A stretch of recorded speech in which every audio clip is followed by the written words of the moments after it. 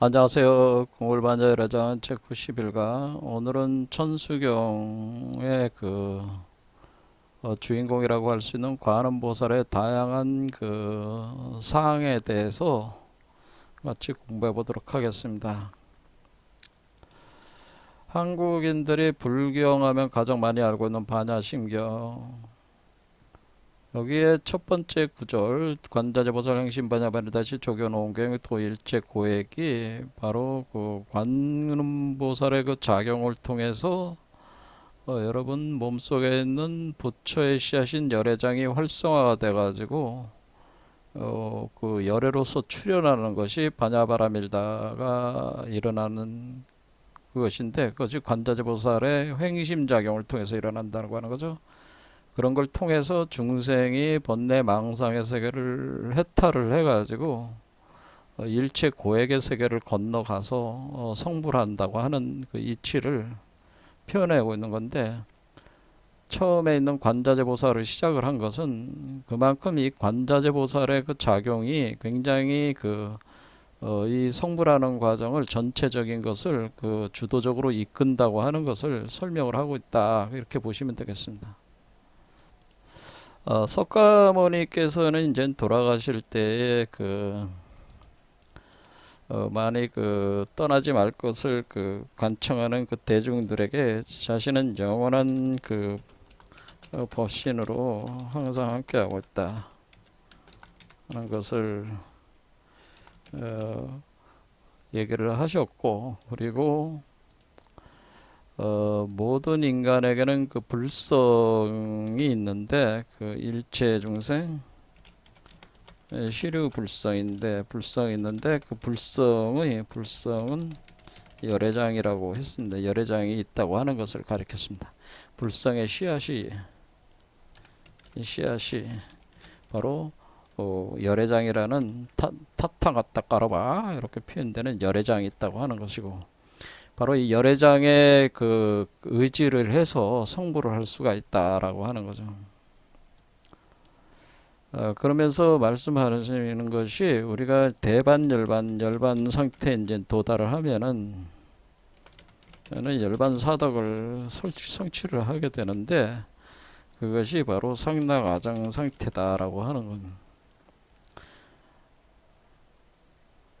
그리고 중생들에게, 자기를 따르던 사람들에게 내가 떠나더라도 내가 그동안 가르친 가르침에 근거해서 자등명 법등명하라 이렇게 가르쳤죠. 자, 이런 내용들을 가지고 이걸 다시 이제 전반적으로 재구성을 관음보살이라는 개념을 가지고 이제는 정립을 다시 해보자면은, 그러니까 여기서 우리가 열애장이라고 하는 것이, 불성이라는 것이 존재를 해서 상락아정의 상태에 도달하는 요 아가 있다고 하는 것이고요. 요 상락아정의 아는 사실은 요거는 부처로서의 나를 뜻하는 거기 때문에, 이것은 법신불로 구현되어 있는 여러분 자신의 본래 면목을 가리키는 거라 그런 얘기입니다. 그러니까 여러분들이 법신불로서, 그러니까 영원한 법신으로서 함께하고 있는 그 법신과 같은 그 법신불이 여러분의 진정한 나다, 진하다, 참나다 이렇게 볼 수가 있는 거예요. 그러니까 석가모니께서는 무아론을 얘기를 한 것이 아니고 유아도 같이 얘기를 한 것이다라고 하는 거예요. 그러니까 유아와 무아의 개념은 방편설로 얘기를 한 것이거든요. 서로 간에 대대작용하는 연기적 구조를 가지고 있다. 그러니까 여태껏 계속 무아법을 계속 가리킨 이유는, 여러분들이 이 현상세계에 대한 유의의 현상세계에 대한 꿈과 같은 허망한 이 세계에서 여러분들이 온갖 욕망을 가지고 부귀와 명예와 권력을 추구하면서 영생까지도 추구하면서 내달리고 있는데, 결국 그것으로 인해서 욕망이 궁극적으로 성취되는 것이 아니라 끝없는 지옥의 고통만 가져오기 때문에 벗어나야 된다고 할 때, 벗어나게 하려는 방편설로 제공이 된 게 일단은 무아론이라고 하는 겁니다. 그 약을 먼저 먹였고, 그러면은 벗어나면은 무아론이라면은 모든 게 뭉쳐서 흩어지는 것에 불과한 것이니까 아무것도 없는 거잖아요. 인생을 살 만한 가치가 없는 거잖아. 그렇게 돼버리면은 그냥 그 인연에 따라서 모였다 흩어졌다 그런 거라면은 아주 노골적인 얘기로는 그런 개념으로는 무아로는 윤회가 없는 이론이다. 윤회가 없다고까지도 이렇게 치달을 수가 있는 거다. 그래 궁극적으로는 윤회가 없고 윤회 자체도 꿈이면은 꿈이고 망상이라면은 그러면은 실제로 존재하는 실체가 없는 것이 돼 버리면은 어떻게 돼? 여러분들이 누군가를 이게 칼로 찔러서 죽인다고 한들 그것이 여러분들이 아무런 양심의 가책을 가질 이유가 없는 거잖아요. 왜? 양심이라고 하는 그 마음이라고 하는 것 자체도 다 뭐예요? 꿈과 같은 것이니까. 그렇죠? 그러니까 모였다 흩어지는 마음의 그런 입자의 흐름이 그런 것에 불과한 거니까 마음도요 물질이 모였다 흩어지는 거에 불과한 거니까 아무런 그게 없는 거야. 그렇게 되면 어떻게 돼? 이제 개판이 되는 거죠. 자, 그런 것이 아니다라는 걸 얘기를 하기 위해서 그 다음 전개를 한 게 뭐야? 이 세상을 완전히 떠나가지고 무슨 그 불교 말고 그 보통 바라문교에서 얘기하는 아트만을 구현을 해가지고 브라만으로 합일이 돼서 사라진다. 그러니까 소멸된다. 그러니까 딱 거기에 흡수가 돼버린다. 그러니까 마치 바다에 파도가 일어나고 그 파도가 잔잔해지면은 그 바다에 하나가 돼버리듯이 그렇게 사라지는 것이다. 나라는 것이 이런 이론으로 이제 가게 되면은 아무것도 아닌 게 되는 거죠. 그렇게 되니까 이것을 단멸론이라고 하는 겁니다. 보통 단멸론. 이렇게 해서 우리가 그 무아론의 약점을 단멸론으로 얘기를 하는 겁니다. 단멸론은 결국 그렇게 해서 끝나는 거다. 그러니까 내가 그 무아론을 통해서 내가 이 번뇌 망상의 세계를 벗어날 수 있겠지만은 벗어나고 보니까 무슨 짓이든 가능한 거지. 그렇죠?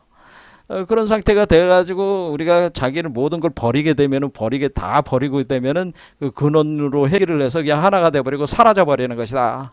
이렇게 되니까 이것이 한 번으로 딱 해서 끝나버린다. 이렇게 해서 단멸론이라고 하는 겁니다. 그래서 이것에 대한 위험성이 있다고 하는 거예요. 이게 다양한 위험성이 있어서 뭐냐면은 석가모니가 가리키는 것은 이 단멸론적 무아론을 가리킨 것이 아니고 이 유아론을 또 얘기를 하게 되는 거예요. 두 번째 약을 먹인다. 이제 이런 단멸론에 빠지는 이런 단멸론에 빠져서 아주 무지막지한 윤회는 없다는 사유체계에 기초해 가지고 온갖 짓을 저질러도 아무런 양심에 갇혀 인과응보도 없는 거니까 그렇게 할 수가 있는 거죠. 그것을 그런 어떤 잘못된 견해에 또 빠질 수가 있으니까 이번에는 유아론으로 상락아정하는 것을 또 가리킨 겁니다. 이게 상락아정하는 나가 있다고 하는 것이죠. 그러면서 법신이라는 구체적인 실체가 존재를 한다고 하는 겁니다. 그것이 바로 두 번째 약인 상락아정의 법을 바로 두 번째 유아론 그 약을 먹인 거죠. 돌아가시기 전에 열반하실 때 가르쳐 준 게 그게. 근데 사람들은 그것도 모르고 계속 단멸론에 빠져가지고 오늘날에는 어떤 스님이 요즘 계속 주장하는 게 이게 윤회는 없다. 그러니까 그게 공집이라고 하는 거예요. 공집. 공에 대한 집착이 생겨가지고 그러니까 공으로 소멸시켜 버린다는 거지. 공으로 소멸시켜도 공에 대한 집착에서 공으로 소멸시켜 아무것도 없어져 버리는 그런 식으로 공에 대한 집착이 생겼다는 거지. 깨달음의 집착, 공에 대한 집착. 이 깨달음이라는 것이 공으로 돌아가는 것을 깨달음이라고 생각하고 그것에 대한 집착을 일으키는 거야. 그러니까 이 공집에 의한 단멸론으로 빠져버린 사람이 지금 굉장히 계속 늘어나고 있어요. 요즘 보니까. 이거는 왜 그래요? 사실은 우리가 이 과학주의적인 어떤 물질적 세계의 그 인식적 구조로 보면은 이것이 나올 수도 있는 생각이나 물질주의적인 생각이라고 이렇게 볼 수도 있습니다. 어떤 측면에서는 물질이 모였다 흩어지는 거에 불과해. 생명현상이라고 하는 거는 뭐 그렇게와 하는 큰 차이가 있는 건 아니죠. 자, 그런데 석가모니가 가르치는 거는 그게 아니라는 거예요. 그래서 상락아정하는 법신체가 있다고 하는 거예요. 그런데 이 법신에 대해서 법신이 고정된 법신이 있는 게 아니고 법신이 고정된 것이 아니고 아니다라고 하는 거예요. 법신이 고정된 것이 아니고 이것이 무자성이라고 하는 걸 가리킨 거는 거예요. 무자성. 고정된 것이 아니고 왜? 우리가 어떤 그 유한자가 무한자를 생각을 할 때는 그 유한자가 그 틀 안에서 무한자를 생각할 거 아니야. 그러면 유한자의 의식의 언어체계 구조 안에서 무한자를 그 진지의 세계의 무한자를 생각할 때 그 유한자의 그 틀 안에서 그것을 형상을 구현을 이렇게 자꾸 생각을 하기 때문에 어떤 고정돼 있는 어떤 법신이라는 게 어떤 고정돼 있는 걸로 이렇게 생각을 하는 그 또 생기게 된단 말이야. 그러면서 그 고정돼 있는 것이 영원하다는 또 생각을 가져가지고 그것은 또 상주론이라고 하는 겁니다. 또 상주론에 또 빠진다 이런 얘기. 고정돼 있는 나가 있다는 생각을 또 빠진다. 근데 그 고정돼 있는 나가 없다고 하는 게 무자성이라고 하는 거예요.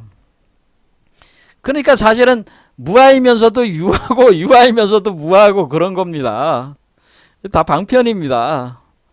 법신은 고정된 것이 아닙니다. 법신이 스스로 자기를 이 세계에 반영해서 이 세계를 창조 소멸해 나갈 때 이 세계 자체가 법신의 세계 그 자체인데 이걸 이 세계 전체에 대해서 뭐라고 얘기할 수가 없는 거잖아요. 끊임없이 생성소멸 변하고 있는 거기 때문에 그것이 법신이 계속 드러남일 뿐이잖아요. 그렇죠. 법신의 세계로 계속 드러나고 소멸되고 하는 것 뿐인데 법신이라는 건 분명히 있지만은 그래서 이것을 신묘하다라고 하는 불가사의하다고 하는 거라는 말이에요. 그래서 불가사의라는 말이 나오는 겁니다. 무아인데 유아가 되고 유아인데 무아가 되니 이것이 참 불가사의한 일이다라고 하는 겁니다. 그래서 우리는 그 불교 공부를 할 때 이 양단에 그 빠지는 이걸 굉장히 경계를 하는 거예요. 그래서 중도를 생각을 하면서 이것은 우리가 그 현실계에서 우리가 형식 논리로 우리가 설명을 할 때 우리가 A다 B다 이렇게 서로 비교하는 이 논리적 구조에서 설명을 하다 보니까 이렇게 이런 식으로 설명할 수밖에 없는 구조이기 때문에 이렇게 되고 있는 것이지 본래 그 어떤 그런 그 연기법적 구조에서 본래 그 실체 세계에 들어가게 되면은 그 유아와 무아는 상호 연기하고 있는 구조로 이렇게 돌아가고 있다고 하는 겁니다. 그것을 우리가 현실적인 인간의 그 형식 논리적인 그 언어 체계로는 설명하기가 어렵기 때문에 이 속죄, 이 세속의 세계의 어휘로는 파악할 수 없으니까 그것을 불립문자요. 그래서 교회별전 이렇게 우리가 이 가르침을 구성하는 언어적인 체계의 문자 구조 안에서는 설명되지 않고 바로 전체로 통짜로 그냥 바로 전수해버리는 그런 어떤 그 체계에 의해서 전수되는 그 가르침이 있다라고 하는 것에 대해서 그걸 교회별전이라고 할 수밖에 없었다고 하는 거죠. 그러니까 어떤 얘기예요? 자, 생각 이런 겁니다. 이 일진법계를 여기다가 그냥 그대로 박아버렸어요. 그래서 복사해버렸어. 자, 복사하는 거랑 마찬가지야. 그런데 복사할 때 일진법계가 우주 전체잖아. 과거, 현재, 미래를 모두 규정하는 일진법계 전체인데 그냥 통짜로 복사를 해버리니까 이렇게 복사가 되는 것이지. 이걸 뭐 설명을 해서 배워가지고 일일이 설명해서 배워서 이렇게 들어가는 게 아니고 통짜로 복사한다는 거야. 통짜 복사. 통짜로 그냥 복사해 들어가지고 딱 체현이 되는 그런 개념이라고 하는 겁니다. 이해가 되시죠? 되십니까? 자, 그래서 이런 점들을 이제는 말씀을 드리고 싶고, 그러면은 우리가 윤회가 있다 없다고 하는 거는 어떻게 보면은 굉장히 그 유치한 논쟁이에요. 제가 볼 때는 유치한 논쟁이고 대승불교에 대한 근원적 그 사유를 잘 모르시는 분들이 하시는 그런 논쟁이다 그런 생각이 논쟁할 가치가 없어요. 왜? 논쟁해봐야 의미가 없는데 계속 논쟁을 하자고 자기가 왜냐하면 논쟁이라는 게 자꾸 논쟁을 하게 되면 자기가 이기려고 논리로 이기려고 자꾸 그걸 하기 때문에 논쟁해봐야 필요가 없는 거야. 각자 믿는 대로 그냥 살면 돼. 그런 얘기입니다. 그런데 제가 볼 때는 잘못된 논리에 빠져 있다고 하는 거 지금 윤회가 없다고 하는 논리는 잘못된 논리다라고 하는 연기법이라는 것 자체가 윤회 구조를 전제로 한 논리란 말이에요. 그게. 공부가 깊지 않으니까 그런 식으로 무식하게 제가 볼 때는 무식한 사람들이다 그런 얘기. 나 같은 불교 전문학자가 아닌 사람도 알 수 있는 거를 그 정도 공부도 안 했다는 얘기밖에 더 되냐 뭐 이런 얘기가 되는 겁니다. 자, 그래서 석가모니께서는 자등명 법등명을 해야 된다라고 얘기를 한 겁니다. 그래서 자등명 법등명을 통해서 저절로 알게 돼 있는 거예요. 자등명 법등명을 통해서 무사자연지로 저절로 안다 할 때 무사자연절 저절로 통째로 안다는 거예요. 통짜로. 그러니까 뭐 이렇게 언어로 이렇게 부분적으로 아는 게 통짜로, 그걸 직관이라고 보통 표현하는데 통짜로 아는 거예요. 통짜로 전수가 되는 거예요. 자, 그러면 자등명 법등명을 해야지만이 그것이 가능한 거예요. 자등명을 해야 돼요. 그런데 자등명이 뭐야?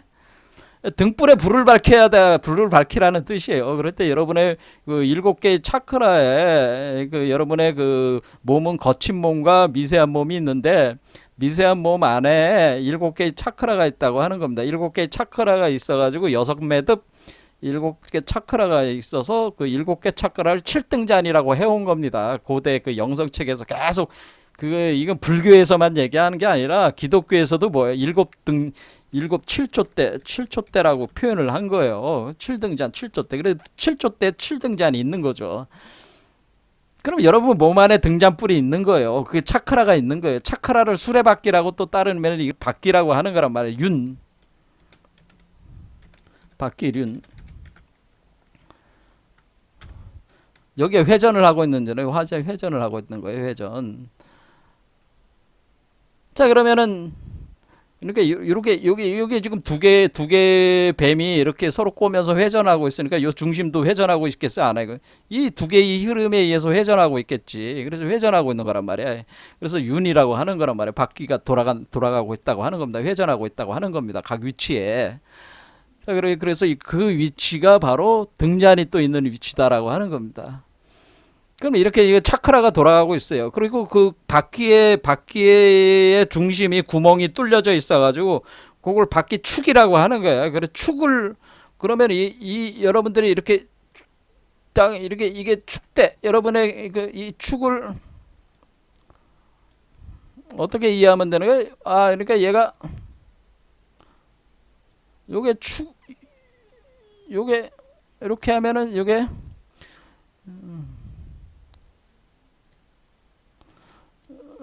요 바퀴 축에서 요게 바퀴 축까지 7개 바퀴를 꽉 꿰뚫어 버린 거잖아요.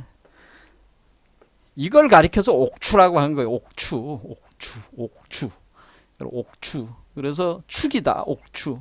그러니까 우리가 바퀴와 바퀴를 연결하는 그 축을 뭐라 그래? 축이 있잖아. 그 축을 옥추라고 한 거. 옥추. 그래서 그걸 옥추라고 한다. 추라고 한다. 그걸 추라고 한다. 그런 겁니다. 이게. 아무튼 이런 식으로 이제 돌아간다. 그런 얘기입니다.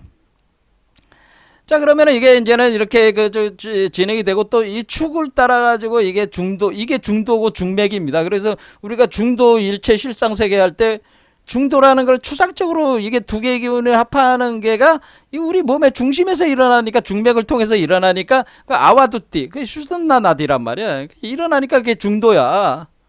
그게 중맥이야. 그것이 일어날 때 우리의 열애장 씨앗이 요게 어떻게? 그 중도의 이 구멍이란 말이야. 여기에 구멍, 워머를 처음 이렇게 마치 대나무에 마디가 있어가지고 마디가 묶여 있는 것 같은 형태로 돼 있어가지고 마디를 뻥 뚫어가지고 그러면 뻥 뚫어져 있는 일종의 블랙홀 웜홀 화이트홀 구조니까 그 안에서 요게 있어가지고 요거를 키워내는 거니까 마치 자궁과 같다. 비어있는 자궁과 같다고 하는.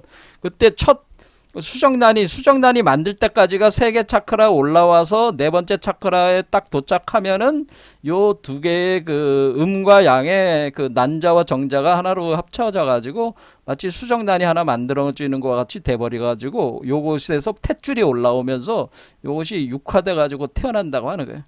그래서 우리가 그 관세음보살의 그 상을 보면은 여러분들이 관세음보살이 어떻게 돼 있어요?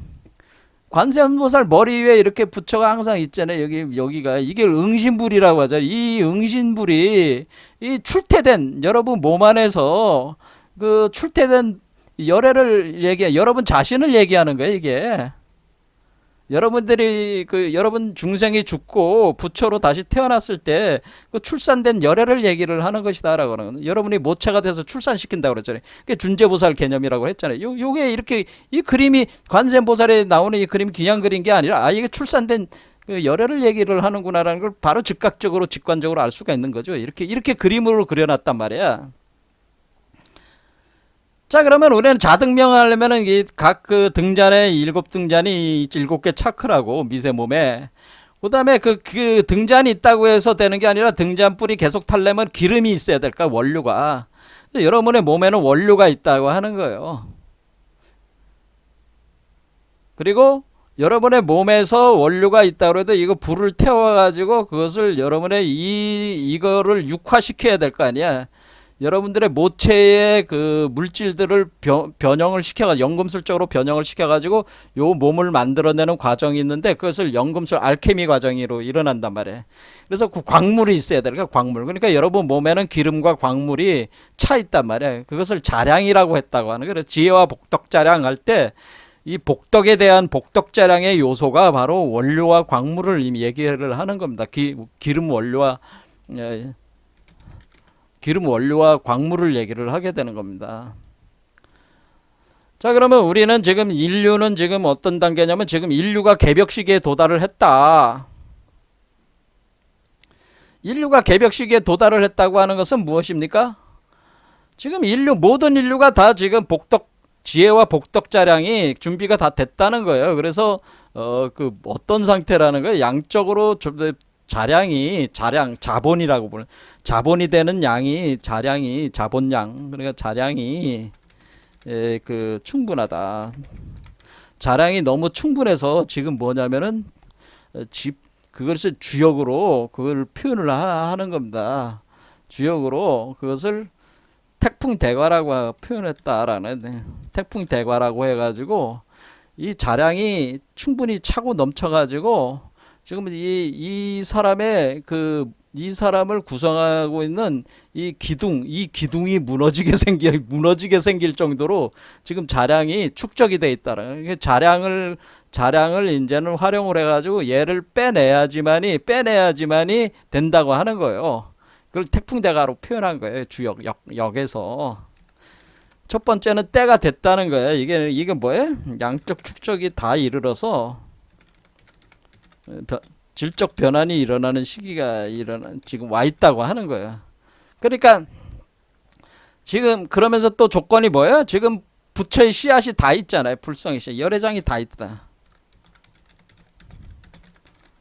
그러니까 지금 뭐야? 지금 열애장을 활성화시켜 가지고 그것을 그 부처의 몸으로 만들어낼 수 있는 모든 그 불의 그 원료와 그 재료들이 다 준비가 돼 있으니까 마지막 남은 게 불씨만 있으면 된단 말이야. 불씨를 가져와야 된단 말이야. 이해가 되죠? 이 불씨를 가져와야 된다. 그러면 나머지는 이제 불씨만 있으면 돼. 그러니까 이게 지금 개벽의 시기가 왔다는 거는 이제 불씨만 넣으면은 불타오른다. 이게 여러분이 몸이 불타면서 이게 주천화우 한다는 거예요. 여러분이 화로 아궁이가 되면서 주천화우 현상이 일어난다. 주천화우 해서 몸에서 불이 돈다는 거예요. 주천화우, 불화자를 써가지고 주천화후. 근데 불이 그냥 무지막지하게 돌아가는 게 아니라 어떤 질서 있게 돌아가면서 주천화우 현상이 일어난다고 하는 거예요. 이렇게 일어날 때 여기에 불씨를 던져야 된다. 불씨로 이 일곱 등잔에 불을 넣으면은 어떻게 돼요? 이 화로잖아요. 여기 화로 구멍이니까 여기 불이 활활 타오르니까 이게 회전하고 있으니까 온몸이 다 뭐예요? 불타는 거지. 자, 그래서 몸에서 여러분이 몸에 불이 타면서 여러분의 몸을 변성시킨다. 그런 얘기입니다. 그러니까 부처의 몸으로 바꿔 나간다라고 하는 겁니다. 그때 그 불을 붙이는 걸 어떻게 하냐? 그 불을 붙이는 걸 관법으로 하는 거다. 관자재보살을 한다는.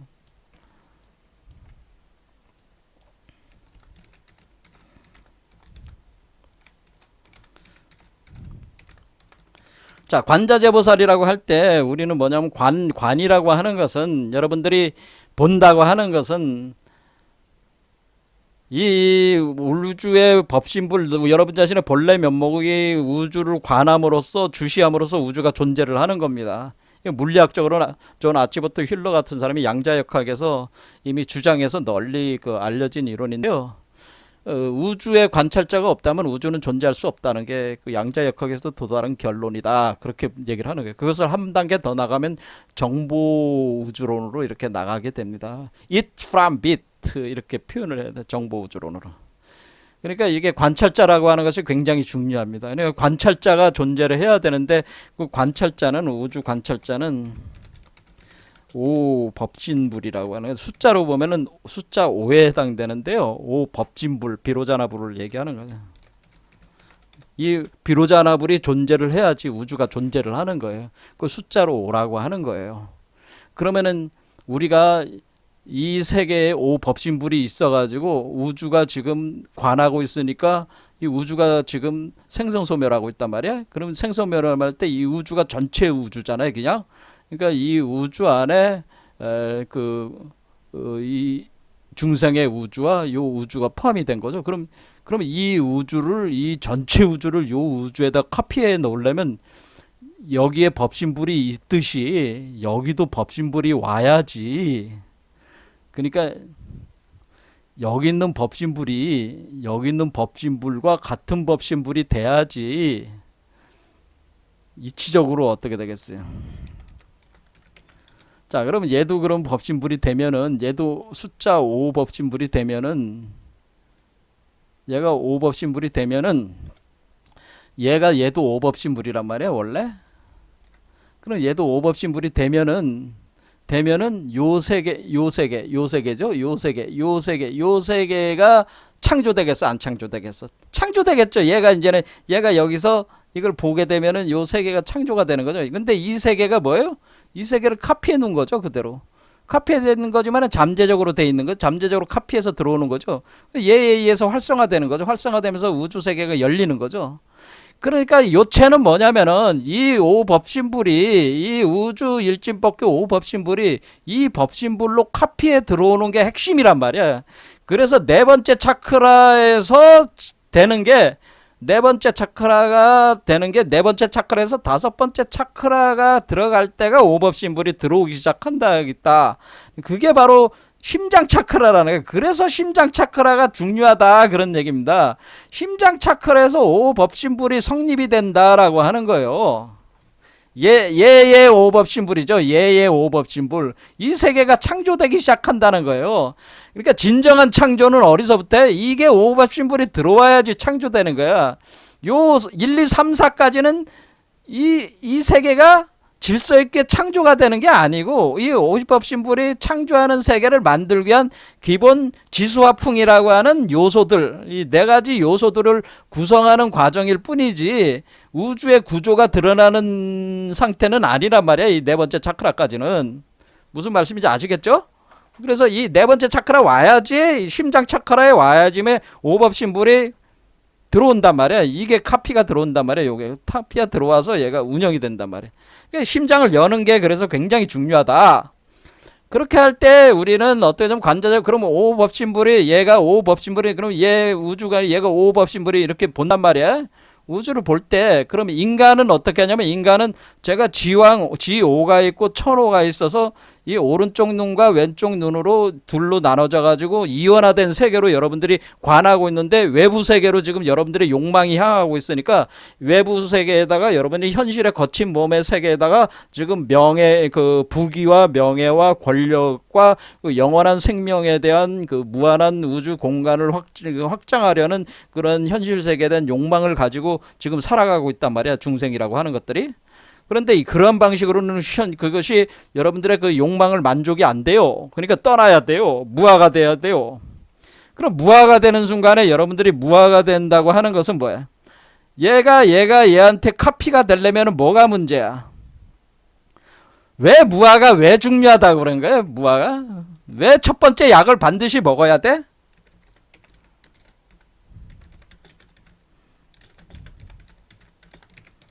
왜 먹어야 돼? 왜 49년 동안을 49년간 첫 번째 무아약을 무아론을 먹였을까? 왜 49년, 석가모니가 49년 동안 설법하면서 왜 무아론을 그토록 강조를 했냐면은, 이물관물로 해서 우리가 이 5법신불이 보는 이 세계 전체가 볼 때 이게 지금 이 세계 안으로 보게 만드는 건데 내감반조. 그게 내감반조란 말이야. 그게 내감반조인데 여러분의 두 눈을 사용해서 내감반조 하는데 내감반조 두 눈이 아니라 내감반조 관할 때 이것은 아니 비설신이 감각기관으로 관하는데 여러분이 내관할 때 여러분 자신의 이 무아가 돼야지 뭐가 되는 거야. 장애물이 없어지는 거잖아. 얘와 얘 사이에 수행자인 여러분 자신이 있단 말이야. 그러니까 여러분을 무아로 만들어야지 얘가 얘한테 직통으로 복사가 될 수 있겠어? 안 되겠어? 직통으로 복사가 되죠. 가령 내가 말을 전할 때 내가 있고 중간에 누군가 있고 제3자가 있어. 내가 중간 놈한테 말을 전해가지고 말을 전하게 해줘. 그러면 반드시 오류가 발생하잖아. 그런데 중간에 있는 놈을 쳐버리고 직접 통하면은 어때? 말 정확하게 가잖아. 중간에 있는 놈보다는 오류가 적을 거 아니야. 그런 거와 마찬가지야. 그러니까 이 세계가 이 세계로 복사를 시키려는데 이놈이 수행자라는 놈이 계속 방해를 하고 있단 말이야. 번뇌망상으로. 그러니까 때를 자꾸 닦아낸다는 거는 이놈을 닦아낸다는 이놈이 먼지야. 이놈이 때야. 수행자가 때고 먼지야. 그러니까 수행자의 마음이 때고 먼지가 된단 말이야. 그러니까 얘를 자꾸 닦아내려고 한다는 거죠. 닦아내야지, 닦아내서 직접 통하게 하려고 한다. 그런 뜻이라는 거죠. 그런데 제가 얘기하는 건 그런 방식으로는, 닦아내려는 방식으로는, 그게 보통 신수가 얘기한 점수론인데, 그런 방식으로는 한계가 있다고 하는 것을 해능이 짚어낸 거란 말이야, 그거를. 그렇게 되는 게 아니다. 그렇게 해가지고는 한도 끝도 없이 닦아내느라고 세월 다 보낸다라. 그거는 그렇게 되는 게 아니라는 거예요. 자, 그러면 우리가 제시한 방법은 뭐였어요? 이게 닦아내는 이 방법을 무아론을 일으킬 때, 무아를 일으킬 때, 지금 우리가 밀교책에서 뭐는 탄트리즘을 한다. 제가 얘기해서 탄트리즘. 그러니까 불모와 부처의 불모와 불부의 탄트리즘, 섹슈얼 탄트리즘을 통해서 오르가즘. 그래서 오르가즘이 이게 오르라는 게 오잖아. 오르가즘. 그 오르가즘이라는 게 그냥 나오는 게 오르가즘. 오라는 뜻이야. 그러니까 오르 상태, 오르 상태, 오태양의 상태에 도달했을 때 느끼는 환희경, 쾌락, 그걸 오르가즘이다 이런 뜻이에요, 사실은. 그러니까 오르가즘을 일으킬 때 그때 우리는 오 법신불이 여기에 들어온다고 하는 거예요. 그때가 무아 상태가 된다고 하는 거예요. 그러니까 우리가 수행의 핵심은 뭐냐면은 무아를 어떻게 만드느냐가 일단 수행의 핵심이야. 무아를 어떻게 달성할 것인가? 어떻게 달성해서 우주 일심 법계의 법신을 열애장의 법신으로 카피하느냐가 이것이 복사해냈느냐. 그러니까 이 중간에 있는 수행자를 어떻게 무아시켜가지고 방해하는 걸 막고 직접 카피해내느냐, 직접 카피하게 하느냐, 이게 핵심이란 말이에요. 그러니까 우리가 무아론을 주장을 한 거란 말이야. 그러니까 무아론을 가리킨 건 말이야. 계속. 왜 무아가 돼야지만 이게 일진법계가 이게 복사가 되거든. 무슨 말이야? 여기에 자꾸 유아가 있어가지고 자꾸 먹구름이라는 어떤 그런 의식으로 그런 요소들로 때로 먼지로 여기를 자꾸 가로막고 있으면 카피가 안 되죠. 구름이 여기 먹구름이 계속 있으면은 안 들어오잖아. 일부만 반짝 언제 들어왔다가 사라져 들어왔죠. 이런 건 아니다. 그래서 이거 무아를 어떻게 만드냐, 이게 핵심이다라는 거예요. 그래서 무아를 만드는 다양한 방법이 있는데 밀교에서 제안한 방법은 뭐였어요? 탄트리즘이었다는 거죠. 그거를 그래서 시바와 샥티의 탄트리즘을 통해서 준제보살을 해서 이렇게 나가는 거를 우리가 티벳 밀교에서 진행한 거는 이 무아 메커니즘을 탄트리즘으로 전개를 한다. 무상유가 탄트라다. 그래서 이 무아를 무상유가 탄트라를 통해서 탄트리즘을 통해서 우리 안에 있는 두 개의 불꽃을 붙여가지고 이거를 하나로 합해가지고 그 쾌락 속에서 완전한 무아 상태에 도달을 해가지고 직접 카피가 되게끔 해가지고 태어나게 만드는 거가 이것이 바로 무상유가 딴트라 밀교 체계다 그런 얘기라는 거죠. 그러면은 이 화두 가나선도 무아로 만드는 방법 중에 하나란 말이야. 그래도 화두 가나선을 무아로 만드는 방법 무슨 말씀인지 아시겠어요? 화두 가나선을 무아로 만드는 방법이 있고 여러분들은 이제 보통은 어떻게 만들어요? 마음을 고요하게 한다. 마음을 고요하게 해가지고 예? 그 마음을 고요하게 한다는 건 뭐 거울처럼 투명하게 해가지고 얘로 직접 비추어 들여가지고 이걸 만든다. 그러면 마음을 고요하게 한다. 마음을 고요하게 하면은 구름이 없어지잖아. 구름이 없으면 쫙 통하면은 이 빛이 들어와서 마치 고요한 호수에 달빛이 비쳐가지고 들어와서 카피하는 식으로 이게 카피가 된다. 이것이 보통의 이제는 우리가 이걸 이제 묵조 그러니까 우리가 묵조 수행은 이런 식이야. 묵조 수행은 이렇게 우주의 근원 태양 달에 태양을 품은 달빛이 들어와서 여러분의 몸에 고요하게 만든 마음 상태에 달빛이 비춰가지고 여기다가 카피가 들어오는 그림자 영으로 카피를 시켜 들어가는 거. 이게 묵조 묵묵히 앉아가지고 조한다는 거야. 묵묵히 이게 묵묵히 한다는 묵묵히 묵조 침묵하면 묵조 고요히 그냥 비추기만 하는 거야 이게. 야, 아셨죠? 묵조. 그래 묵조 수행이라고 하는 거고. 그러니까 대부분은 명상하시는 분들이 다 묵조 수행이라 묵조. 그다음에 화두가 나서는 뭐야? 묵조만 하고 있으니까 너무 이게 지루하고 이게 해. 그러니까 뭐야? 화두가나선이라는 거를 하나 해가지고 화두를 붙잡고 하는 거야. 화두를 붙잡고 하는 걸 통해 가지고 이걸 달성하는 거야. 그러니까 묵조보다 좀 사람들이 너무 이게 묵조하면 너무 지루하고 너무 힘드니까 그러니까 한마디로 놀거리를 하나 만든 거지. 그 하나의 생각에 집중하게 만드는 거지. 그러니까 묵조는 아무런 생각이 없이 그렇게 하는 거고 화두가나선은 생각 하나를 딱 만들어가지고 그거에 다 걸어놓는 거야. 무슨 말인지 아시겠죠? 어쨌든 무아를 만드는. 그랬다가 그 하나의 생각을 싹 버리는 거야. 그럴 때 그게 딱 통한다는 얘기야. 그게 화두가나선이. 그러니까 어쨌거나 이 모든 방법은 다 이 어떤 방식으로든 이 무아를 만들어야지만이 이게 직접 내관을 했을 때 딱 들어온다 그 얘기입니다. 예? 그거를 밀교에서는 뭐라고요? 탄트리즘으로 하는 것이다. 그래서 제가 이 탄트리즘이 사실은 신이나빌과 같은 개념이기 때문에 사실 이게 보편적인 방법이라고 하는 거예요. 그래서 제가 화두가나선보다는 무상유가 딴뜨라에 의한 신이나빌 제가 강조하는 것은 우리 궁울반야 열애장을 제시하는 우리 궁울빛 아카데미의 수행체계는 뭐다? 신이나빌 무상유가 딴뜨라 라고 이렇게 보시면 돼요. 신이나빌 무상유가 딴뜨라. 그러니까 이 법신부를 신으로 보고 요 중생을 사람으로 봐서 신과 인간이 합해가지고 이 신적인 요소의 성령의 기운에 자신을 맡김으로써 자신이 무아시키는 걸 자신의 힘으로도 못해.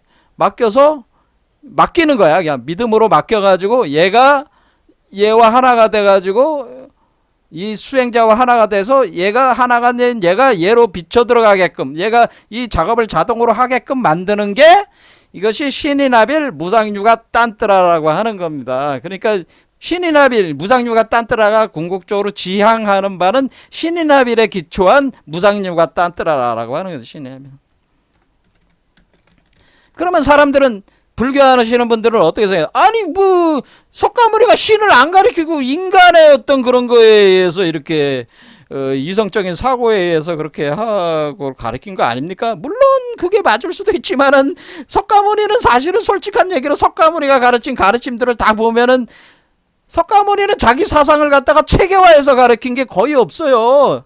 여러분들이 한번 다 뒤져봐요. 연기법을 대표적이라고 하는데 연기법을 어떻게 설명해? 이것이 있으면 저것이 있고 이것이 일어나면 저것이 일어나 이것이 소멸되면 저것이 소멸된다. 그게 무슨 말이야? 그렇게밖에 설명이 안 돼 있는 그걸 연기법이라고 해가지고 그걸 또 이제는 그걸 12연기론으로 만든 거 누가 만든가? 그 후에 북파불교 하시는 분들이 만든 거죠. 북파불교 상자부 공부한다는 놈들이 앉아가지고 연기법이라는 걸 구성을 해낸 거예요.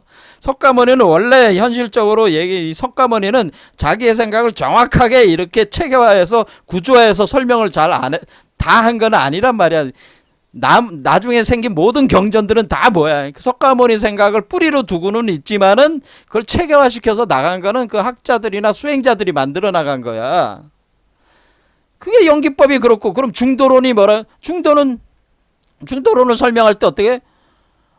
석가모니가 그냥 6년 동안 고행을 하다 보니까 도를 이루질 못해가지고 피골이 상접한 상태에서 머리 어질어질한데 그 수자타라는 그 처녀가 죽을 우유죽을 가지고 갈 때 그 얻어 먹고 그 붓다가의 보리수 나무 아래에서 그 다시 산매에 들어가서 정등정각을 얻었다.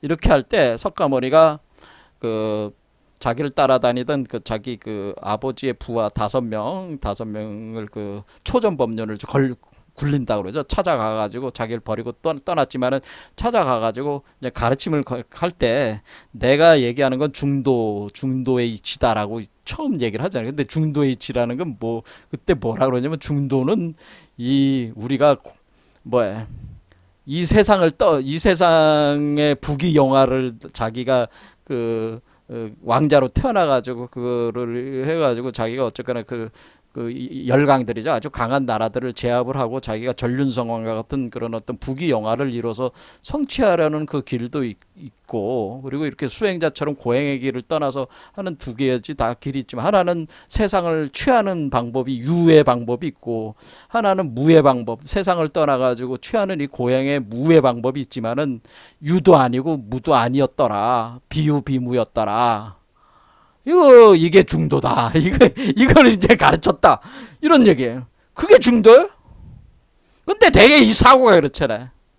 근데 이걸 기초로 해가지고 중도론을 쭉 만든 거잖아요. 근데 중도는 이게 중도잖아. 사실 우리 몸에 중간관통하는 이게 중도야. 근데 그게 석가모니가 한 얘기하고 별반 틀린 얘기는 아니지. 왜냐면 현실 세계와 현실의 유예와 무의 세계고 요 가운데로 따라 올라가는 건 비유비무 세계니까 그 맞는 얘기지. 그 중도 세계지. 하지만은 이와 같이 철학적으로 설명을 하는 건 아니란 말이야. 석가모니는 어떻게 득도하게 만들었어요? 석가모니는 제가 볼 때는 감노관정을 통해서 득도하겠다고 저는 봐요. 그러니까 직접적으로 사람들에게 감노관정을 시킴으로써 그 자신의 그 감노의 강력한 그 에너지를 부처가 되는 에너지를 불어넣어 줌으로써 그 사람들에게 촉발시켰다고 해야 되나요? 깨달음을 촉발시킨 것이지. 그러니까 이게 그 말로 이렇게 설명해서 한 게 아니라는 거지. 그 거의 다. 근데 어쩌다 말로 설명한 것들은 다 어수선하고 그 체계가 안 잡혀 있는 거라. 그게 지금 상자부나 부파불교를 통해 가지고 내려오면서 체계가 잡힌 거고, 그것이 결정적으로 대승불교가 넘어오게 된 거는 나가라주나가 뭐 공사상을 얘기하면서부터는, 이거 공사상이니까 모든 게 다 공이다 이렇게 하니까 그때도 똑같은 질문이 나온 거야. 그럼 뭐라 그래요? 공이라고? 그럼 공이면은 뭐였다 흩어지는 거라면은 그냥, 그럼 뭐가 윤회를 낳는? 그럼 윤회하는 게 없네. 인과응보가 없다는 얘기입니까? 뭐 이런 식의 얘기가 될 거 아니야. 공이라면 인과응보가 없습니까? 없나요? 윤회가 없는 거네.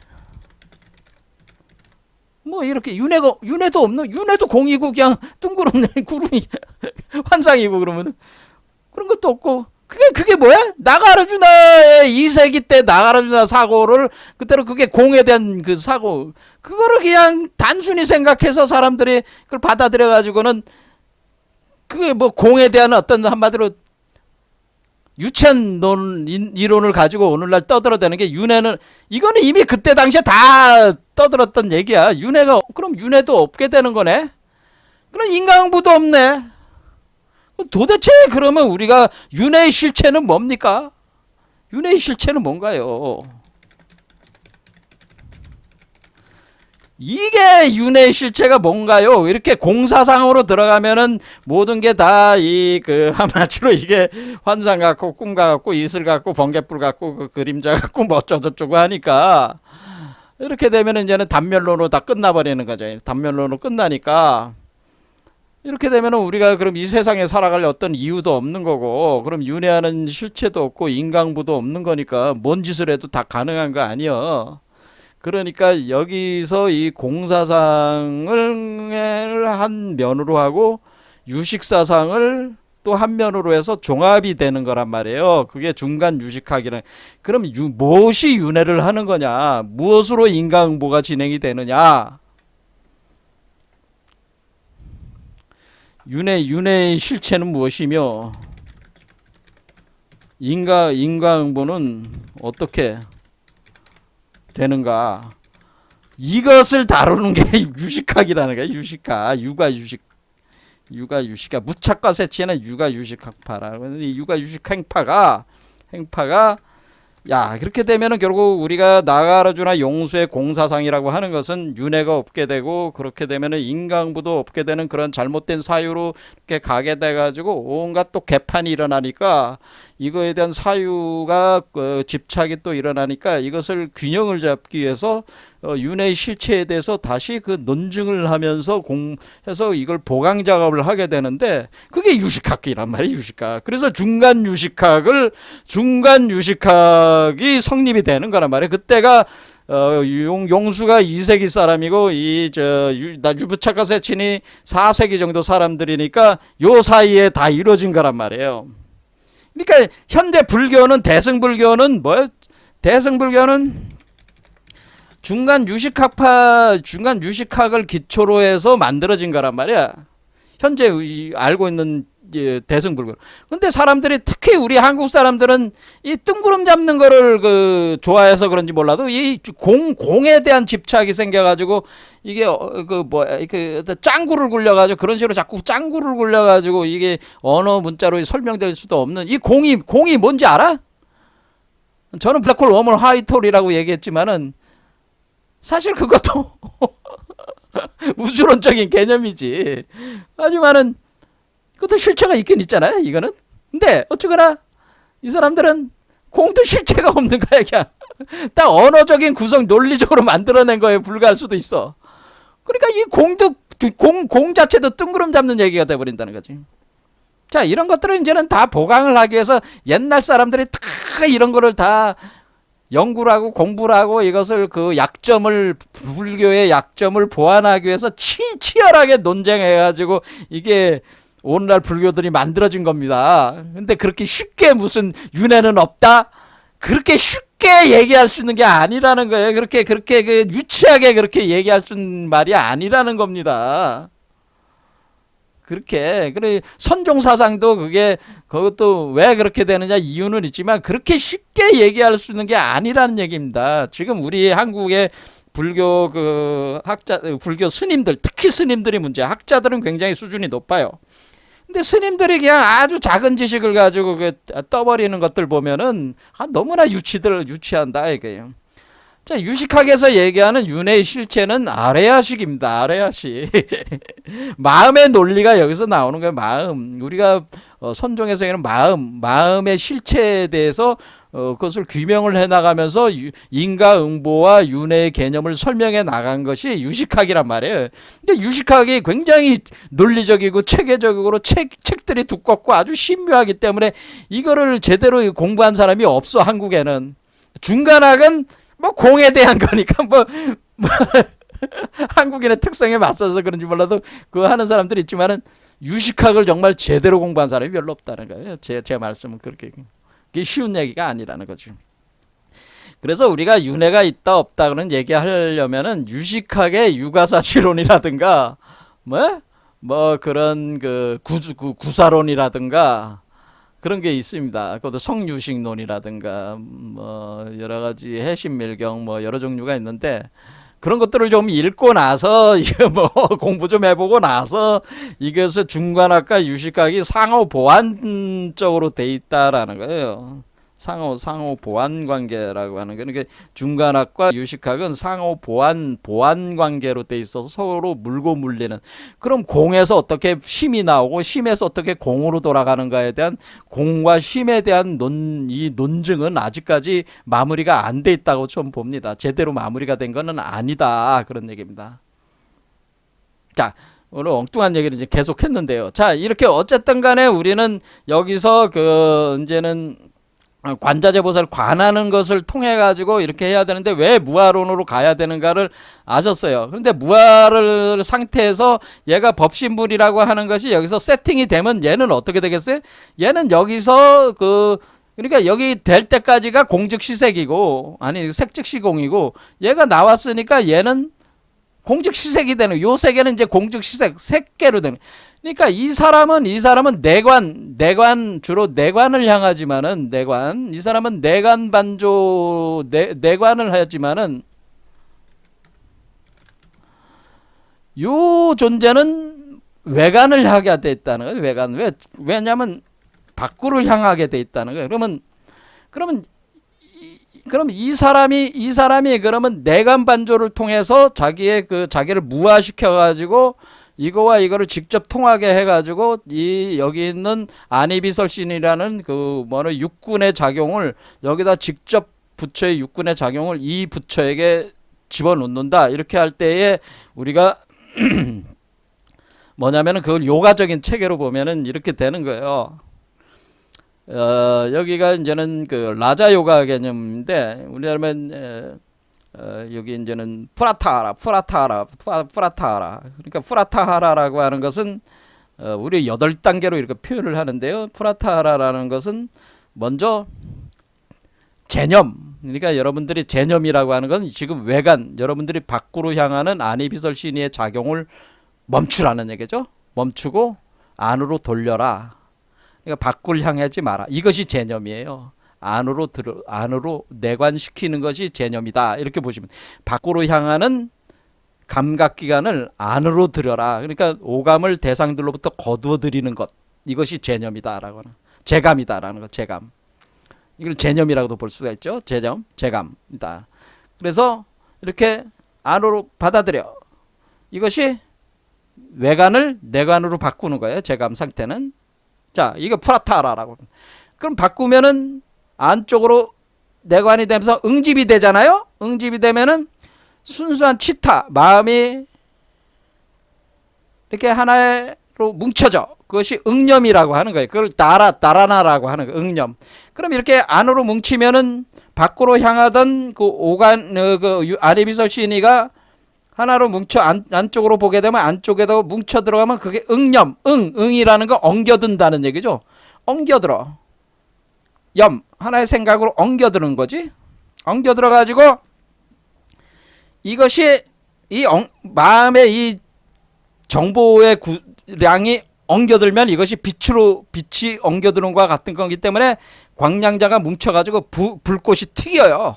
이게 불씨가. 그래서 여기서 제가 얘기하는 요 불씨는 어디 있나요? 이렇게 할 때 불씨를 만드는 방법은 뭐라?